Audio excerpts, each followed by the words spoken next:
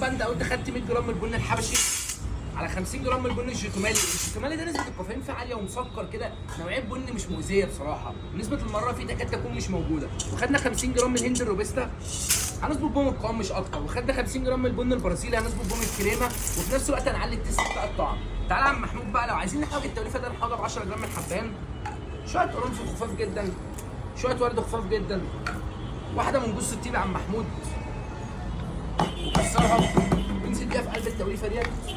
وتعالى بقى يا عم محمود، لو عايزين حاجه للطاقه نديلها عودين للجينسنج، لو انت عايز بقى تنزل بقى الجيم والكلام ده وعايز حاجه تديك باور وطاقه، تعالى لي حود على التوليفه دي كده. حلويات يا حوده اقسم بالله، بص حلويات وشوكولاتات. تعالى لي بقى حوده كده ننزل ايه، نطحن التوليفه دي كلها كده. انزل لي على الكهرباء.